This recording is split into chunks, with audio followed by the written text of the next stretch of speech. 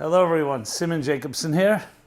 Nice to be with you this Sunday afternoon in New York, broadcasting from New York.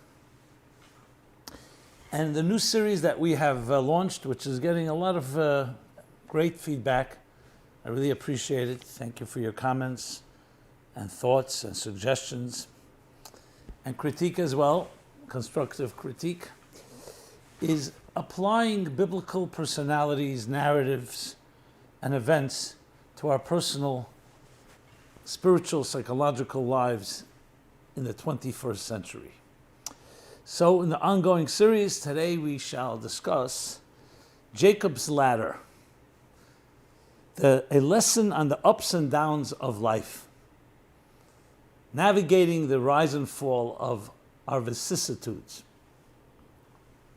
This program is dedicated in honor of Artem Karpov's upcoming birthday. Okay, so the Jacob's Ladder story is one of the more popular ones. They go up there with a story of Exodus from Egypt, a story in the Garden of Eden, Jacob's Ladder. And that is that Jacob, on his journey, escaping the vengeful twin brother Esau, and as well as going and seeking his soulmate. So Jacob embarks on a journey. It's beautifully stated in the Bible that Jacob leaves his home, which is called the Fountain of Seven. Interesting name. Be'er Sheva. Be'er Sheva, it's a city now in southern Israel. And he goes to a place called Haran, which literally means a place of wrath, a hostile place of tension, of difficulties, of corruption. So many ways this journey reflects the journey of all our lives, the journey where our pure, innocent soul leaves the Fountain of Seven, which the Kabbalists refer to the seven emotional attributes, the seven emotional dimensions of the spiritual spectrum of our lives. So the souls arrive from there and they go down to this world, thrown into a very hostile, difficult world, a world where there will be duplicity and corruption and disappointments and heartbreak and tragedy, many beautiful things as well. So Jacob's journey is your journey, it's my journey, it's our journey. And then immediately we hear how as he leaves and his big journey begins, he has a dream. The dream, what we call Jacob's Ladder. He sees a ladder in his dream. And that ladder, he sees angels, divine angels going up and down this ladder. When you look a little deeper into the story, you see it was a 4-rung ladder. And then he continues in this dream thinking about his journey, and this journey, which will be a difficult one, and he's fearful because he's entering a new domain, new terrain, new areas where he's never been before, and he's tentative. And God appears in the dream and says to him, don't be afraid. The place that you are right now resting will be given to you and your children. It happens to be Jerusalem, the Temple Mount. It wasn't yet a temple there, but it was that place where he was sleeping. And your children will spread to the east and to the west and to the north and to the south. And I will be with you and I will protect you. That's the essence of it. Jacob wakes up and realizes he's in the sacred ground, hallowed ground. But let's talk about this ladder. What is the significance of a ladder? Now, ladders always represent some form of a bridge. But especially when you talk about a ladder, it's a bridge that is not horizontal, but it's vertical. It says the ladder is standing on the ground, and at the top of the ladder is in heaven. What is the significance of this ladder? So when you look at some of the commentaries as they explain its symbolism, interestingly, it talks about that this was part of a vision that Jacob was having about the future of history, the future of the world. And that the 4 rungs of the ladder refer to the rise and fall of the 4 main empires.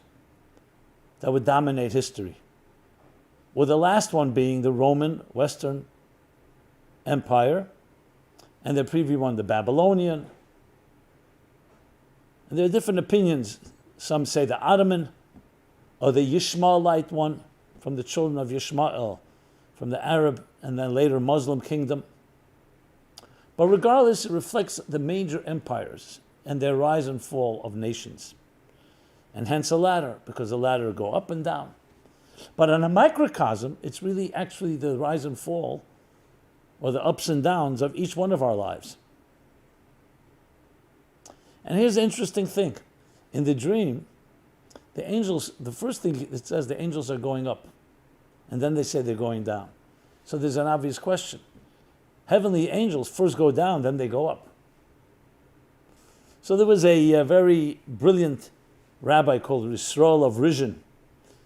He was so brilliant as a kid, he was able to anticipate all the questions that the commentaries asked on the Bible. When it came to this verse, his teacher asked him, so why don't you ask the obvious question? He says, what's the obvious question? He says, why are the angels first going up? They should first come down. They come from heaven, then they return. So it's not a question. This is a dream. All kinds of strange things happen in dreams. That was his answer. But why indeed do the angels first go up and then down? First up and then down? Because all of us, what is exactly an angel? An angel is a divine and spiritual energy. It's an energy generated by our work. So we are accompanied by angels all the time. But what does that mean? Let's not turn it into a juvenile or nursery school type of imagery. Think of it in a more spiritual sense. You do a good deed, in a sense you create, you generate a spiritual energy. That's an angel. You do a bad deed, you generate a negative energy, a negative vibe. So the first are the angels that are with us here on earth. And they go up, they elevate, they carry our prayers, they carry our wishes, they carry our aspirations to heaven. So think of the ladder as a transcendent journey. That's what a ladder is. Your feet are firmly planted on the ground, but your head should be in the clouds, in the heavens. Heaven represents the transcendent, that which is beyond us. Earth represents that which is us. A human being, to be healthy, has to always have this fluctuation, the pulsating energy of up and down, of the heartbeat, the contraction and the expansion, of the breath, the exhaling and the inhaling. And on a spiritual, psychological level, a measure of angst, where you're always seeking something, like a flickering flame, restless, but restless enough that then it's like tension and resolution. The tension and resolution of all growth requires that back and forth. That's what the ladder represents. And the energy that we generate from our good deeds and everything that we do in this world are those angels climbing. And the ones that are coming back down are the ones that bring us back a message from these transcendent states, become integrated in our lives. And that's indeed exactly what each of us is empowered with as we begin our journey. As we leave our more spiritual state of the fountain of seven, the seven fountains, and we enter a more difficult, hostile, darker world. And any challenge that you and I may be facing, we have to always remember there's a ladder that connects the two. We're not disconnected. We're not living in a world that is airtight materialism. There is always a transcendent spiritual side to existence. But it is up to us to build the ladders that connect them. And the ladder means that you're not escaping this world. You're also not into the heavenly or more transcendent states. And you're also not remaining stuck in this world. It's a constant journey. It's a constant journey. And this, it's called the ups and downs, the vicissitudes of life. And just like you see a cardiogram is like a wave. There's the up and down, the up and down. Think of it that way. Here it's a ladder as well, climbing upward. So the good news is this. No matter where you are in your life, you have the capacity to climb. Never think you're stuck. There's always that ladder. And that ladder has in it energy. Energies that are both going from the bottom up and from the top down. And it's a matter of visualizing that and then integrating it in our lives. And on a macrocosmic level, the same is true. The nations of history, whether they were barbaric or they became more docile or more peaceful, as we know, the nations of the last few centuries. They are all part of a journey, all part of a ladder. And they too have their moments when they rise and the moments that they fall. And as you'll see, like we'll talk about the rise and fall of the Roman Empire, as well as other empires, very often it's their arrogance and ego and their success that is their undoing. And when every nation has its humble beginnings, that's usually when it's thriving, as it grows. As historians and sociologists have already pointed out, that every nation, every people go through 4 stages. You begin first an oppressed people, suffering, slavery, poverty. Then something new is born. That newness creates a lot of growth, a lot of integrity, because you came from a difficult place and now you want to make it better. But then once success is achieved, success creates apathy. And apathy creates complacency, and then we start taking for granted our blessings, and often begin the arrogance that begins to deteriorate the very fabric of coexistence that's so necessary in any community, in any nation. And then with that arrogance and that complacency comes then a rebellion of the young, a rebellion of challenging the status quo, challenging this corruption, and the cycle begins of a new nation or a new period or a new era being born. And the cycle continues. We've seen it in our lifetimes. Talk about the United States of America when it first was founded, and then as it became more successful, especially when you talk about the 40s and 50s after World War II, the movement that began to rebel against the conformity of the man in the gray flannel suit symbolism. And then that rebellious movement of young revolutionaries itself became the problem, the establishment. And each generation has to go through these different ups and downs. Right now, post-COVID, the new 21st century that we're 21 years into, almost finishing the 21st year, is also going through its birth pangs, especially with technology and with other factors that have disrupted this world. And there too comes a birthing. That's what a disruption is about. And finally, on a personal level, the microcosm, which is you and I and each one of us. And that's the main focus I'd like to, because that's what we have most control over. How are you going to navigate these waves, these tensions and resolutions, the rungs of the ladder? So when you think about Jacob, you're talking about 3,500 years ago, a little more than 3,500 years ago. There's something very, makes you feel very secure, very strong in the fact that we're not here alone, that this is a journey that those before us have paved the way and have given us strength.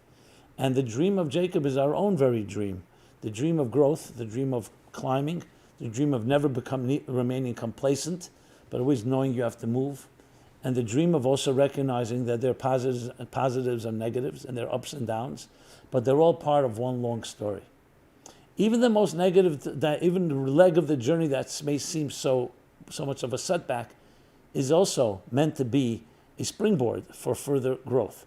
So no matter where you are on the ladder, whether you're on your way up or you're on your way down, the journey continues. And your positive energy that you create and generate goes upward, and then something comes back in return.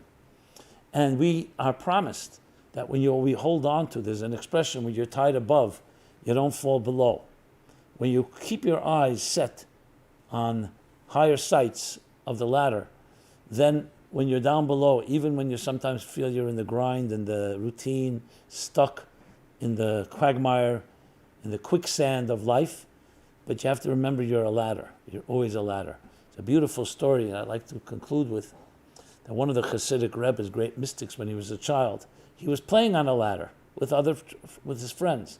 His grandfather, the great Reb Shneir Zalman of Liadi, one of the greatest scholars, greatest mystics, greatest mentors of our time, lived close to 250 years ago, maybe even more. And he passed away in 1812, so you can do the math. So he was watching the children play, and he saw that only his grandson, whose name was Tzemach Tzedek, later would become a great rabbi himself, He was the only one that had the courage to climb to the top of the ladder. So he asked his little boy, his little grandson, he says to him, why did you have the power? What gave you the strength to climb? And everyone else was afraid to climb to the top. They only made it halfway up, 3/4 of the way up.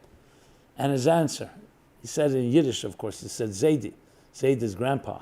He says, Grandpa, well, when the other children were climbing, they kept looking down as they climbed. So they saw how high they were, they got afraid. They became afraid, so they scurried down. When I was climbing, I kept looking up. I saw how low I was in comparison to where I want to be. And it just motivated me to climb higher. In life, we're going to have these two opportunities.